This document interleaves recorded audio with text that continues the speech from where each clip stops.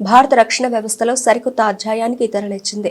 దేశ గగనతలాన్ని శత్రు దుర్భేద్యంగా మార్చేందుకు ఉద్దేశించిన ప్రతిష్టాత్మక మిషన్ సుదర్శన చక్రాను ప్రధానమంత్రి నరేంద్ర మోదీ ప్రకటించిన సంగతి తెలిసిందే.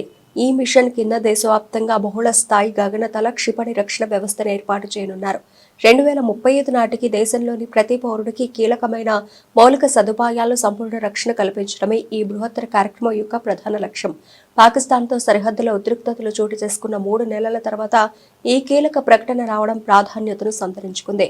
ఈ సందర్భంగా ప్రధాని మోదీ మాట్లాడుతూ ప్రతి పౌరుడికి రక్షణ లభించాలి. శత్రువు ఏ సాంకేతికతతో దాడి చేసినా దాన్ని అధిగమించే టెక్నాలజీ మన దగ్గర ఉండాలి అని స్పష్టం చేశారు. మహాభారతంలో శ్రీకృష్ణుడు ఉపయోగించిన సుదర్శన చక్రంలా ఈ వ్యవస్థ కూడా శత్రు లక్ష్యాలను అత్యంత ఖచ్చితత్వంతో ఛేదించగలదని ఆయన అన్నారు. మిషన్ సుదర్శన చక్రం అనేది కేవలం ఒక ఆయుధం కాదు, ఇదొక సమీకృత అత్యాధునిక రక్షణ కవచం. ఇందులో భాగంగా అంతరిక్ష ఆధారిత వ్యవస్థలు, శక్తివంతమైన రాడార్లు, అత్యాధునిక సెన్సార్లు, కమాండ్ అండ్ కంట్రోల్ కేంద్రాలు, భూమి, సముద్రం నుంచి ప్రయోగించగల ఇంటర్సెప్టర్ క్షిపణుల నెట్వర్క్ ను దేశవ్యాప్తంగా నిర్మిస్తారు. రైల్వే స్టేషన్లు, ఆసుపత్రులు, మతపరమైన కేంద్రాలు, ఇతర కీలక పౌర సైనిక స్థావరాలను శత్రువుల క్షిపణులు, డ్రోన్లు, యుద్ధ విమానాల దాడుల నుంచి కాపాడమే దీని ప్రధాన ఉద్దేశం. ఈ వ్యవస్థ ద్వారా ముప్పును ముందుగానే పసిగట్టి గగనతలంలోనే దాన్ని నిర్వీర్యం చేస్తారు.